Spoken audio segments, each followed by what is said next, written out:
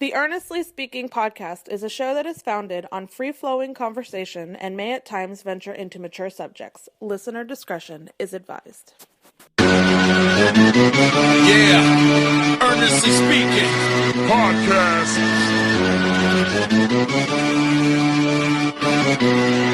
Let's get it. I'm a giant in New York, in Miami carry heat. So much more in store, my product can flood the street. Opinion Nation Godfather, CEO. Puff in the late 90s, gon' see me blow. Oh, got my hustle on, no imitation of that. Army of untouchables, Opinion Nation staff. Never an off season, homie, check the numbers. Heart throb in my own right, supplying southern comfort. Earnestly speaking, my ego is well fed. Earnestly speaking, you're too feeble and no threat. See, I'm like a hurricane, you're a mild breeze. Earnestly speaking, leaving Eli a dynasty. Shake! Earnestly Podcast coming to you November 3rd, 2023. Hey, an actual solo episode.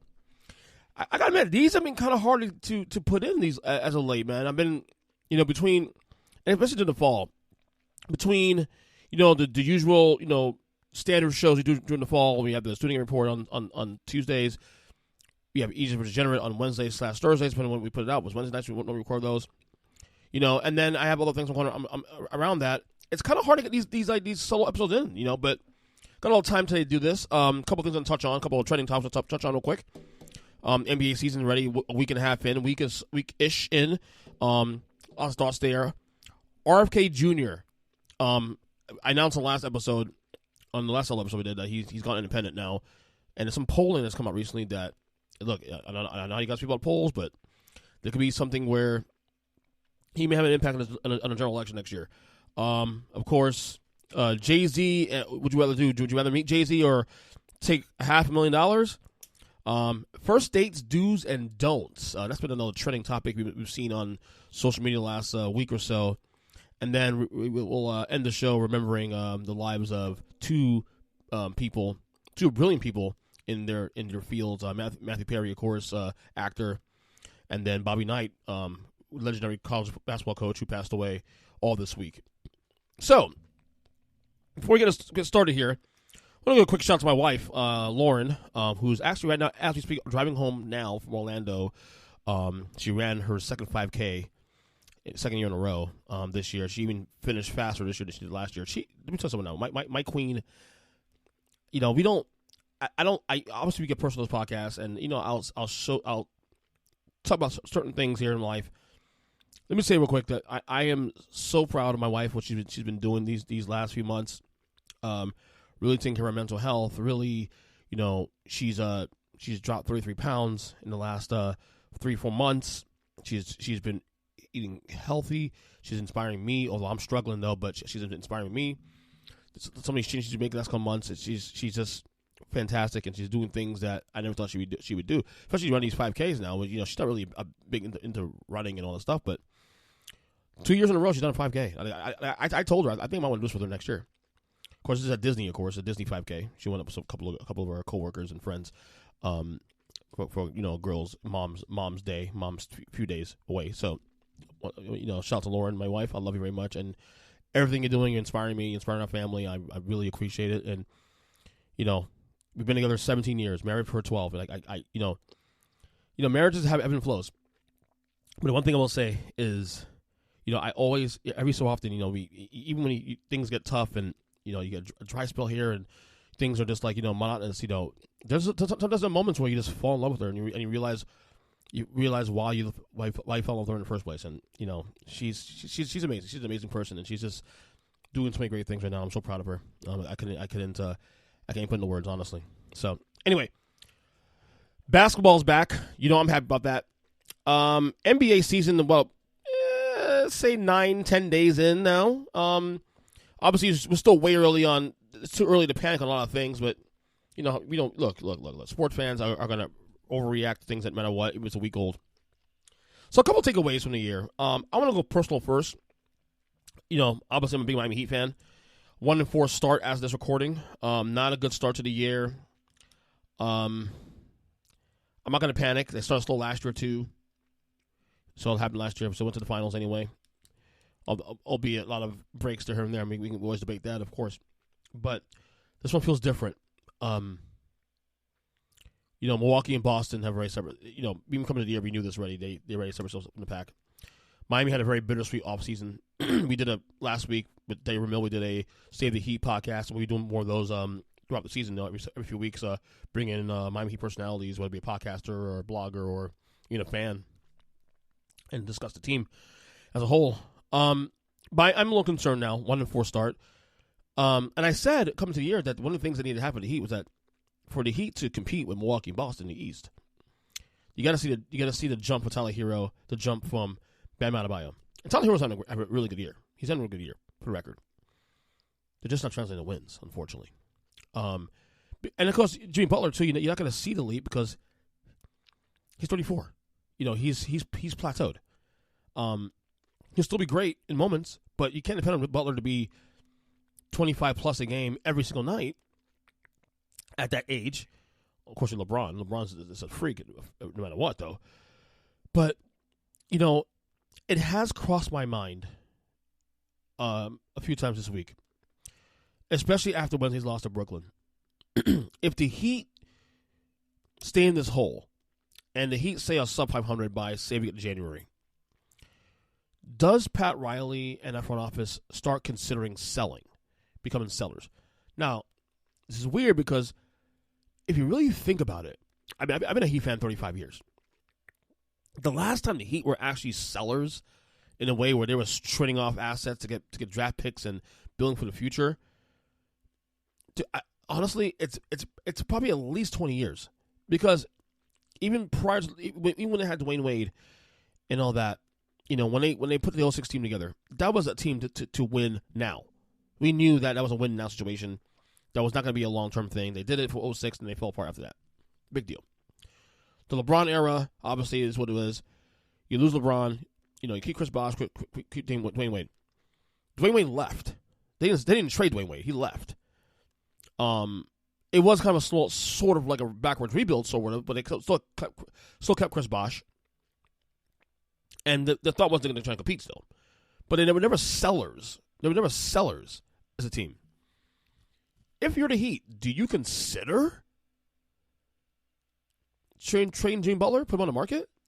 Given his market value, which is pretty high right now, because there are a lot of teams that were like borderline contenders that could use Jimmy Butler.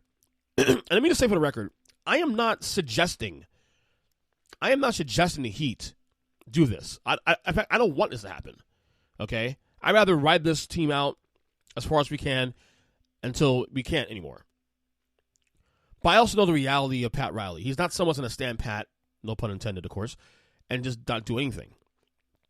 In fact, the likelihood of this team is if that scenario I said earlier plays out where the Heat is sub 500 but is still like in the playoff hunt, they would be buyers and trying to find other whales to get. That would be more likely because that's more the Pat Riley model anyway. But given what the Heat has done this offseason, didn't do for the record, didn't get Bradley Beal, didn't get Damian Lillard, didn't get Drew Holiday, is the writing on the wall for this team. Like, this is your team, make it work, or you let it go. Something to look forward to. Look, the 1-4. You got the in-season tournament starting tonight, of course, which I'm still trying to figure out how that thing works. We'll see how it goes. But just keep an eye on that situation. That's a situation I really keep an eye on. Obviously, I will come. I'm a fan, but that's one thing.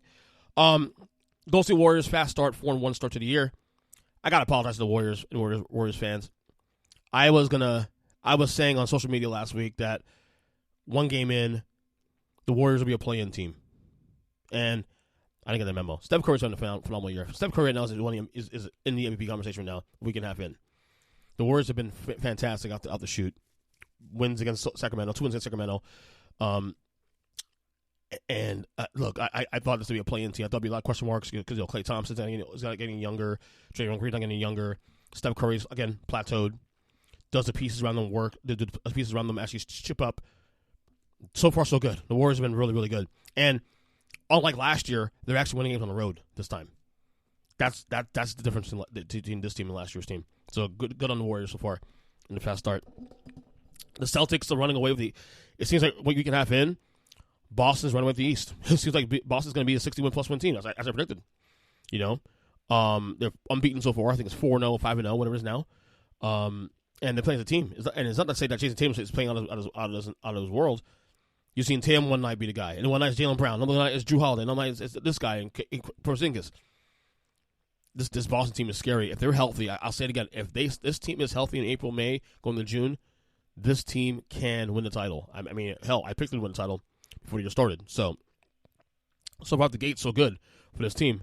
The Bucks, the other team in that conference that's supposed to be competitive, you know, they're the rival, of course. Kind of a little bit of a rocky start, 2-2 start. I mean, am I concerned long term? Not really. But you've seen Dame go off in his first game, and then Dame be average after that. So something to look at. I long term. Look, they lost to Toronto big last night. They lost to Atlanta big on Sunday.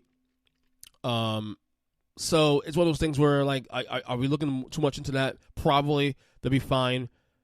Yes, right now, Boston will walk right now. I'm taking Boston. James Harden, of course, returned to the Clippers. We discussed that on the podcast during the week. Again, I think Harden's career's on the line here. I think Harden's career, you know, this is a contract year. He opted in his contract in Philadelphia, which then traded him to L.A. And I think this is it. If he can't get this going, if he can't figure this out, get this Clippers team at least to the conference finals, not further. I don't know if I see other teams willing to take a flyer on this guy for a long-term deal. So if James Harden wants to change the narrative and to secure one more bag, he's got to be a good citizen this year and make it work for this Clippers team. I do think it's a good move for the Clippers in the sense that you now have an insurance policy for Kawhi Leonard.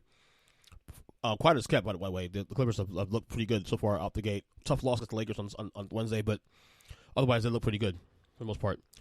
Victor Wembanyama is awesome. Last night's game, did you see it? 38 points in Phoenix. Spurs beat the Phoenix Suns again this week. In Phoenix again, twice this week. With Devin Booker this time around. I'm going to say right now, if health ain't an issue, if Wembanyama is going to be healthy going forward, this dude is going to be the best player in basketball within 5 years. You're already seeing the potential. And here's the sick part about how good he is also, too. It's not like Greg Popovich is actually running the offense around him. They're not running plays for Wemby all the time. It's about kind of like a committee situation here. They're not running plays for Wemby or through Wemby. And yet Wemby is here hitting shots, hitting threes. You know, he had 10 boards last night, 2 on top of the 38 points, which is impressive.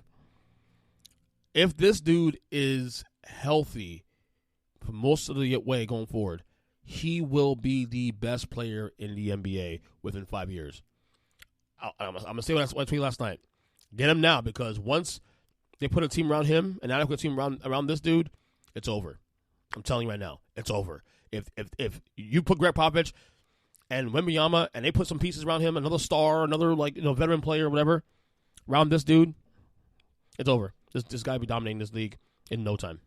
So, what else takeaways we have there? Oh, one more takeaway. LeBron James, age 38, turned 39 in December. Amazing, still amazing.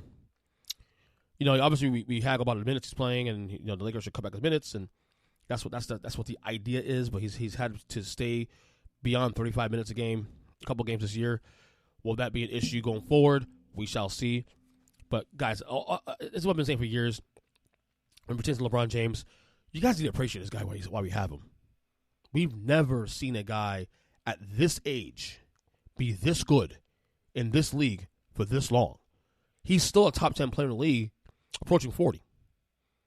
You know, the only comp we have is Tom Brady in the NFL, and that's a different situation. That's a different sport, you know. But, you know, to see what LeBron has been doing, season 21 now, and still playing a top 10 guy, because he is a top 10 guy. You know, it's incredible. So I hope you guys appreciate what we've seen here. It's amazing. It's been phenomenal. So that's my takeaway so far for the early part of the year. Obviously, we'll talk more about the NBA on the show going forward. We have guests come up next weeks to come, so we got a lot to talk about. So tune in for that one. All right, let's talk a little politics here. So I've been really intrigued about, you know, look, we're still a full year away from the election 2024, and it's gonna be Trump and Biden. Let's be clear about that. Donald Trump is leading his primaries by what 30-something points. Yeah, he has like nearly 6% of the GOP polling it now. The close person is like probably even Nikki Haley and Ron DeSantis at 14%. Like no one's competing with him. Now, granted, a lot of smoke around that because this is also a guy who's been indicted 4 times. So he's going to be facing trial for numerous amounts of cases between now and the election next year. You know, will he survive that? Will he be able to maintain that before the election night and all this stuff?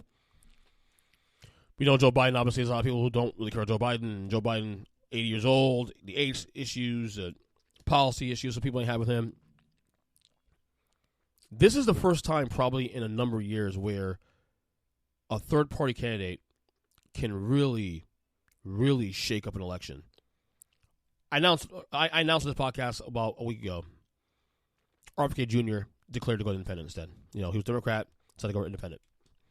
The thing with RFK Jr., I was saying on that episode, was that how many votes, where does he take his votes from? Which party? Because while he was a Democrat, he had more appeal to the MAGA Republican base in ways where a lot of folks were thinking that maybe this guy can, you know, impact Biden or whoever Democrat they put up for election or for the election.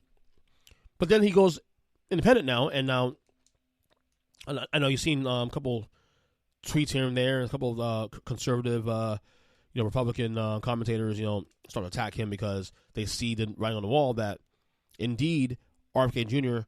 should and probably will impact the election and likely take votes from Donald Trump in the general election. And some of the polling is kind of bearing out that way. Like in a three-man race, according to one of the polls, Quinnipiac polls, Joe Biden's +1 at 47%. 46% is for Donald Trump, and then you have RFK Jr. polling at 22% in a 3-man race. In a 4-man race with Cornel West being the 4th guy, he's polling at 19%. Still a pretty big number. Now look, I don't have any visions of grandeur that RFK Jr. is going to win the election. No, he's not. Okay, there's way too many people who are in the camps of Joe Biden or in the camps of Donald Trump to pull that enough support that way. But you can't be foolish in thinking that RFK Jr. doesn't have a chance of affecting this election. You're fooling yourself. Because if there's any time in this nation's history where this country is thirsty and hungry for another option, it's now. No one likes Donald Trump. No one likes Joe Biden. RFK Jr. is very appealing to a lot of folks because of, he is fairly liberal. He's very progressive on policy. But he's also been accused of being an anti-vaxxer. Opinions aside. So, RFK Jr. has appeal. I don't think he'll win the election, but make no mistake about it. Look, I'll be honest with you. I think there's a very good chance we see him on the debate stage next year. I think there's a very good chance. Barring, some catastrophic, his campaign goes to shit between now and then. I would not rule this out. I know I've been having conversations with people on Twitter about this, and they disagree with me. And hey, this is what we do. We discuss these things. I think you people who believe he's not having an impact on this election, I think you're underselling the potential here. It's a lot of folks I talk to on a daily basis. I work at a job where I'm surrounded by a lot of people, hundreds of people on a daily basis, different people, and we always talk politics. And there's a lot of folks who are intrigued by the idea of RFK Jr. being a third option. Okay? So we need to get out of our bubbles here and think a little more broadly. Look, I am not saying he's going to win the election. I think it was a shot in hell because of both the Republican and Democrat platforms, how strong they are. But you're fooling yourself if you think this guy doesn't have a shot at impacting this election. And if you didn't think so, then why the hell is Donald Trump already making ads and making comments about RFK Jr. Because he sees the threat. Because he knows that RFK Jr. does actually take a piece of his pie, if you will. And Republicans need that. Republicans need Trump to score. Just saying. So don't rule it out. Do not rule it out that him having an impact on the election next year. All right. So a couple of trends I want to touch on that I've seen on social media the last couple of weeks. First one was on last week I saw where someone, I don't know where this came from, but someone had posted something about, what would you rather do? Would you rather meet Jay-Z, or would you rather take $500,000, $500,000? I have my answer. And apparently so was Jay-Z. Jay-Z was actually on CBS Morning, whatever the hell that show is, with Gayle King a few days ago. He weighed in on what he would do if he was in a situation, meaning himself or take out $1 million. What do you have to say? There's something interesting online, Jay. I'd love to hear what you think about this. If you had a choice between getting paid $500,000 in cash or lunch with Jay-Z, which would you choose? You gotta take the money. What I'm gonna say? Yeah, I mean everything that I'm gonna say. No, only because people say, of course you take lunch with Jay-Z because the wisdom that you would get from him would be so beneficial to you. There would only be a matter. You would take the money. Yeah, because you got all that in the music for $10.99. That's a bad deal. I wouldn't tell you to cut a bad deal. Like I don't take know. the $500,000, go buy some albums and listen to the albums. It's all there. If you piece it together and really listen to the music for the words for what it is, it's all there. Everything that I said was gonna happen. Everything that I said I wanted to do, I've done. And there's the blueprint. The blueprint, literally, to me and my life and my journey is there already. So it's funny, the blueprint, considering he has 3 albums called Blueprint 1, 2, and 3. It's funny you said that. And I agree with him. Like, what can he teach me that he hasn't already said on his records? I agree with him 100%. First of all, I would take the money and invest it wisely, number one. And now, granted, I can see the value of, meeting Jay-Z, talking to him, getting that kind of wisdom of how to invest, how to do this, how to, just how to make moves. But at the end of the day, you still need the money to do it. You still need the capital to do it. And unless you have the capital to do it, you're pretty much restricted to the impact you can make. So $500,000, I'm definitely taking the money, without question. I know some people out there were saying, oh, I'll meet Jay-Z, Stephen A. Smith said, I mean Jay-Z. Well, Stephen A. Smith's going to say that because he's also rich. He doesn't need $500,000. He's worth right now $12 million a year at ESPN. So come on now. But I'd say $500,000. I do think though what Jay-Z said was kind of cool though. Listen to the music. The answers are in the lyrics. The answers are in the music itself, in the fabric of the work. I can't front on that. I really can't. But straight up, I'm taking $500K. Without question, $500K. I could use that money, put it in retirement, put my kids to college, do a lot of things with that money, and for the record, I'm a pretty frugal guy. I don't need a lot of things to keep me happy. As long as I record this podcast and, travel with my wife and do this and that, I live a very simple lifestyle. I don't need a lot. $500K I can go a long way with. Trust me. And obviously, I still want to quit my job. I still will work. I still do this podcast. I still try to push, creating this medium platform. Absolutely. But yeah, I'm definitely taking the money without question. So, all right. The other big internet trending topic was first dates, do's and don'ts. First dates, places. Oh no, not doing those. Let me rephrase that.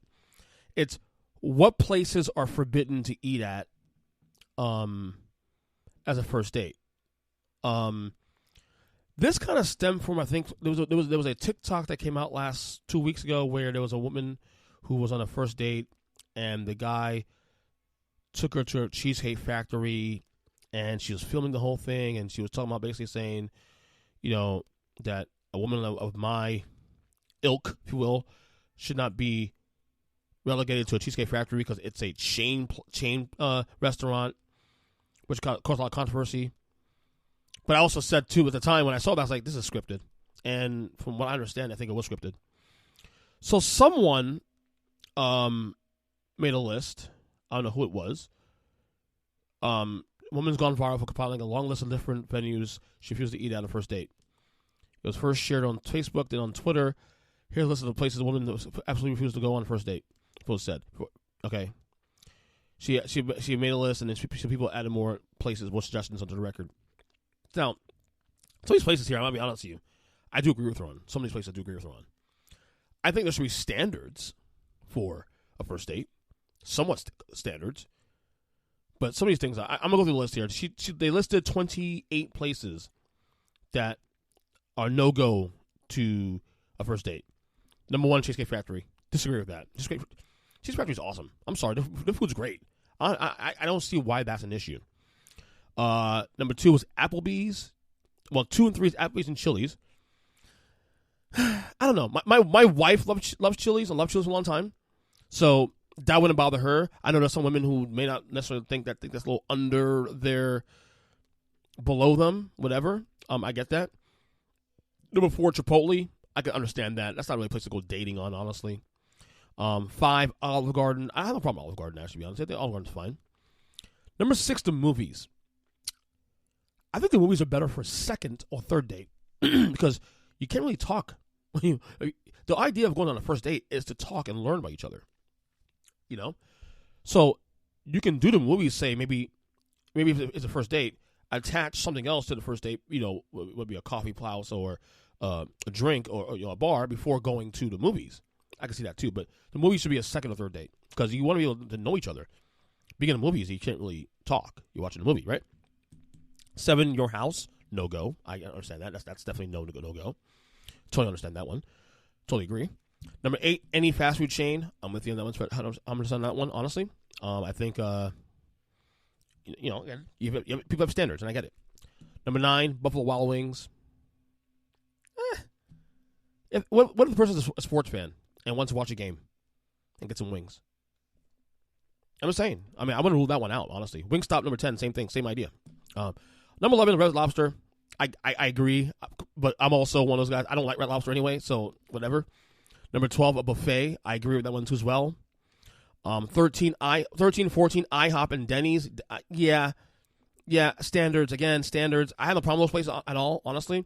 But those are something that you do after, I think, with someone. I think you want to impress to some degree. You got to know who you're dating first. So I wouldn't necessarily do that. I wouldn't recommend IHOP Denny's. If the person's okay with it, if the person you're going with is okay with it, then so be it. But I wouldn't do it. Recommend it. 15, the gym. Nah. That's too. That's for an acquired taste. That's for a certain sector. If you're meeting someone, but now look, if there's someone that you're meeting and you know that they're a fitness person, you're a fitness person, and you guys agree to do that, so be it. But that's a very, very small minority on that one. 16, church. I don't think that's terrible. But again, if you're going to church to listen to a preacher, a pastor, you're going somewhere to listen. It's like the movies. You're not learning about each other. So 17 and 18 and 19, I totally agree with. 17, Starbucks. 18, coffee date. 19, ice cream date. Perfect. Those are perfect first dates because it's something you can do. It's not overwhelming with food. You can still talk. The ambiance is great. That's, to me, is the coup de grace of first dates. It's Starbucks, a coffee date, coffee house, or ice cream date. 100% agree with that one. 20, family function. Nope. You don't want to meet family that early. 21, movie night at home. Again, same thing. No one's house. No. 22, long drive. Hell no. 23, bowling. I don't hate bowling, actually, because you can still talk and still bowl. I mean, you can still discuss things and have fun. I'm not against that one necessarily. 24, nightclub. Nope. I don't know why we do that for, honestly. That makes no sense. Nightclub, you're going to a nightclub with a lot of music, you're going to be able to talk. What are we doing here? 25, hookah bar. I mean, it kind of falls into the same idea as coffee house, Starbucks kind of thing. Whatever. I wouldn't do it, but I can see the value there. 26, a bar for just drinks. Yeah, I'm okay with that as long as you know that the drinks you're getting, it's your drinks, and it's no one, no one's putting drinks, anything in your drink, the whole nine. I'm okay with that one. 27 Waffle House, same thing like Denny's, IHOP. I wouldn't recommend it, but if the person's okay with it, that's one thing. 28 is interesting. Last one, sports event. I'm actually okay with that, depending on the sport, depending on the passion of the sport. If this person, for example, this woman, for example, is into basketball or into football and wants to go to the game and you agree with that, I'm okay with that. I do think if you're going to the best sport to go to for a first date, I would say is baseball. Because baseball is spaced out to the point where you can watch the game, but it doesn't hold your attention in the same way. You can actually watch the game and still have conversation. So, I mean, if you're doing a sports event, first date, I recommend baseball. The whole idea for me, honestly, is to go on a first date where you're able to communicate and talk and discuss and get to know each other. Baseball is the only sport that like really opens that avenue and that kind of atmosphere to do that. So I don't hate this list. Some things I actually agree with here, but a lot of it is also situational too. So yeah, all these viral things going on lately as well too. There's another one I was going to touch on earlier on this podcast, but I think I'll do it for the next show. But anyway, last thing before I get out of here, we lost two very important people in the world of Hollywood and in the world of sports. First off, this past Saturday, we got the news about Matthew Perry, former star of Friends. He played Chandler Bing, my favorite character in the show. He passed away in a drowning in his home. He was 54 years old. He had a lot of demons he dealt with in his life. He's also someone that also helped addicts and helped people recover and rehab and all that stuff. He was someone that's what he wanted to be remembered for. So he was really someone that was very authentic in that way. Yeah. So he put up a book last year recently talking about his life and his addictions and stuff of that nature and depression. So we pray for his family and friends, obviously for Matthew Perry. Like I said, he was my favorite character on Friends as well. I wasn't necessarily a big fan of his outside of that because I didn't really follow his work, but on that show he was that's the one that's where obviously I knew him and knew most of his work was on that show. Then I think it was Wednesday rather, we lost college basketball iconic coach Bobby Knight, who passed away at the age of 83. Very polarizing guy. Like, he's arguably, to me, a Mount Rushmore coach all time, but also very polarizing with his anger and, all this stuff that he's done through the years. But look, a lot of folks vouch for him. A lot of people who play under him vouch for him, even with all his anger issues and abuse and whatnot. A lot of folks like Isaiah Thomas, who won a national title with him in 1981 in Indiana, vouch for him.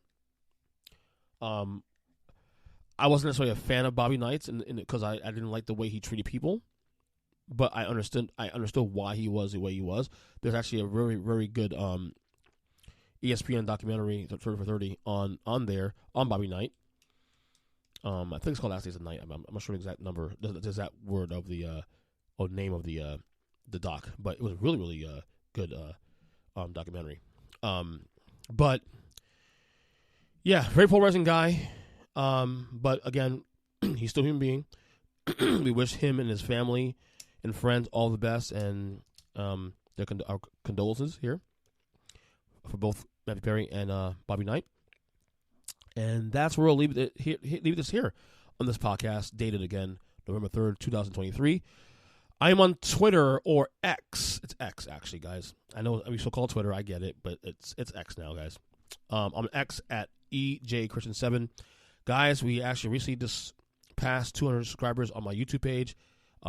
Thank you guys for subscribing and supporting and all that. YouTube page at youtube.com/@Earnest Christian. Also, I'm hoping soon, don't know when, but soon, that episodes like this, these solo episodes, are going to be video as well too. Granted, these episodes are still going to be on YouTube, but they're an audio file that's up there. You won't see me. But I'm hoping within the next month or two that we'll be able to start doing all our shows, all the shows we do on this podcast, but also the video where you can see my face as well too, my handsome face on the YouTube page, of course. So we'll let you guys know when that happens. But until then, we'll talk soon. Enjoy your weekend.